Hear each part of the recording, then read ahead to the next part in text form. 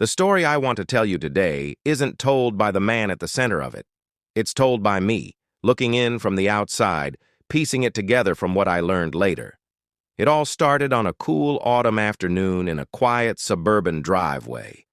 Our man, let's call him James Carter, was standing in his son David's driveway. He was looking down at his grandson Liam's skateboard, lying on its side near the garage door. One of the wheels was still spinning slowly, a last bit of momentum from a ride cut short. Something about that image, that solitary, slowing wheel, made James's chest feel tight. He couldn't explain the feeling, not yet. He just picked up the skateboard and walked toward the front door. His daughter-in-law, Chloe, answered. She wore the expression she often did when James visited, a look that seemed to say she was doing him a favor by letting him into his own son's house. "Oh, James," she said, "you're early." "I said I'd be here at 5, James replied, glancing at his watch.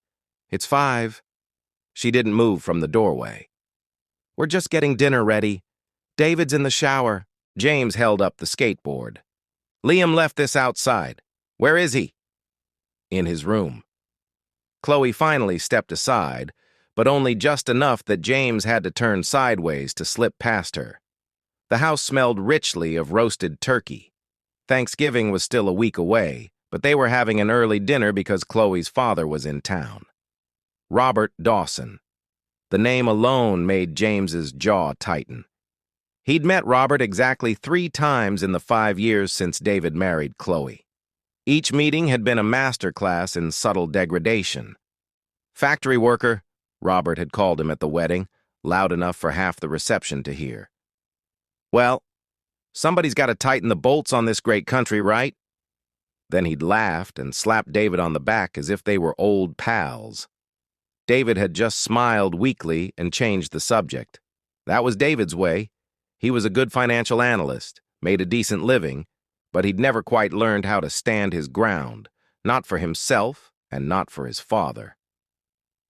James found Liam in his room, a small boy of 7 with his father's dark hair and his great-grandmother's startling blue eyes. He was sitting on his bed with a tablet. When he saw James, his face lit up. "Grandpa!" "Hey, buddy." James sat beside him. "You left your skateboard outside. The wheel could rust if it rains." "Oh." Liam looked down, his small shoulders slumping. "Sorry. Grandpa Robert said I was too old to be playing with baby toys anyway."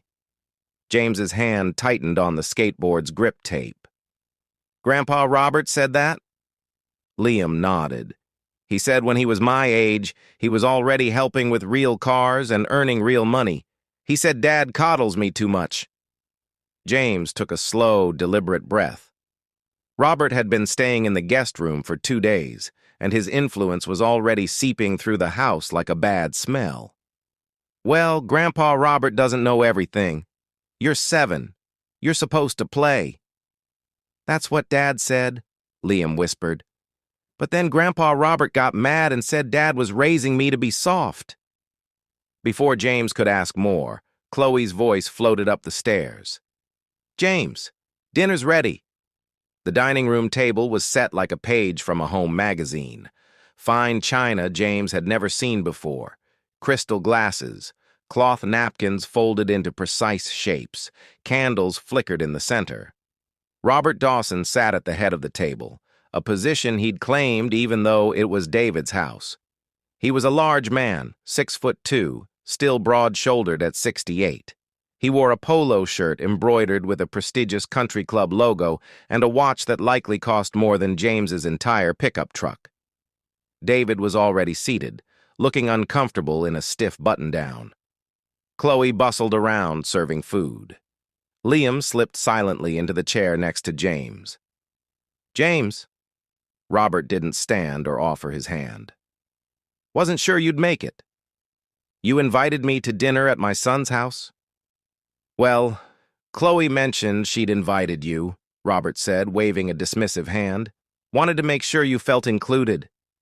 He smiled, but his eyes remained cold. "How's retirement treating you? Must be nice not having to punch a clock anymore." "It's fine. James said. What was it you did again? Robert asked, leaning forward as if genuinely trying to recall. Some kind of factory work, wasn't it? James had been expecting this. Robert asked the same question every time, a little performance of forgetfulness meant to underscore unimportance. I worked for the federal government. Right, Robert said, snapping his fingers. A government factory. What did they make there, paper clips? He chuckled at his own joke.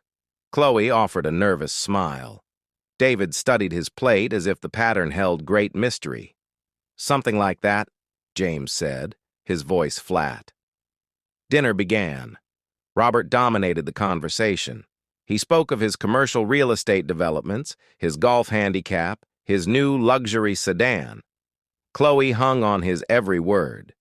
David occasionally tried to interject with something about his work or the neighborhood, but Robert would cut him off or steer the topic back to himself.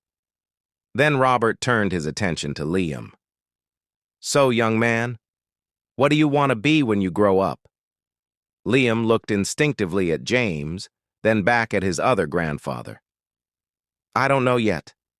Maybe a teacher. Robert's face soured as if he'd tasted something bitter. A teacher? That's your aspiration? Working for peanuts in some public school? Robert, David started, his voice tentative. I'm serious, David, Robert interrupted, not taking his eyes off Liam. The boy needs ambition. When I was his age, I already knew I was going to build an empire. I wasn't dreaming about some government job with a pension. Chloe jumped in, eager to align herself. Dad's right, honey. Liam should be thinking bigger. Maybe business school someday like you did. James set his fork down with a quiet, precise click. Liam is 7 years old. He has plenty of time to fig.